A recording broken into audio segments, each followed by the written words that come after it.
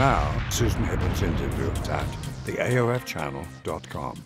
I love that you have two badass women going down the alley. What was the most challenging part of only having 1 minute to tell your story? In the editing process, I realized that the story was better told with shorter shots, because to get the action feeling across, the frenetic energy of these two women, it actually served the story better to make it shorter. And when I was watching action sequences, I started to notice that it wasn't this sort of uptight narrative linear flow. Things happened.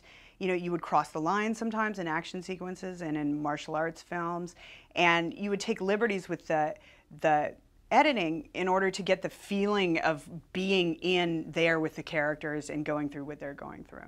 What was your favorite part about the action sequence? Oh, working with the actors. I mean, that's the joy and the love of it, because they really embodied the characters, and we worked hard to do this, embodying the characters in the action and actually in their fighting styles, which is not easy to do. And we spent a great deal of time also on blocking so we get the impact of the shots that we wanted. And that was great. They were great, and the choreography was great. Everybody worked together really well, and it was really a great experience. Can you expand a little bit on the character traits being expressed through the fighting sequence? There's so little dialogue in this piece, and NIKKI is very sort of aware of her physical being, and she's more traditional, and Viv is more down to earth and a bit scrappier.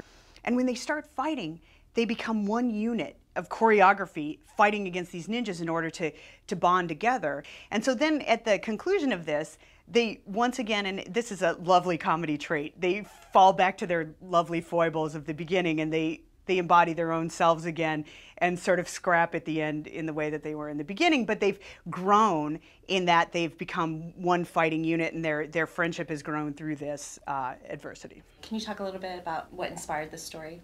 I feel that sometimes in films, women are kind of pretty cardboard cutouts, and they're not fully fleshed out characters and people and authentic human beings with sort of beautiful, fallible qualities.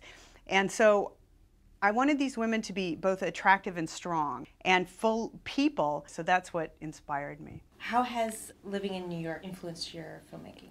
That's interesting. The energy of New York is great, and the directness of the people.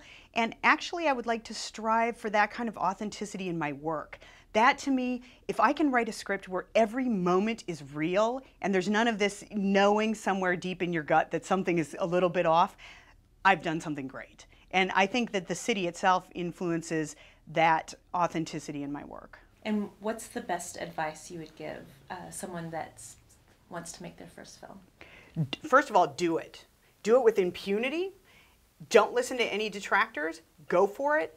And again, retain your voice. Just be who you are unapologetically.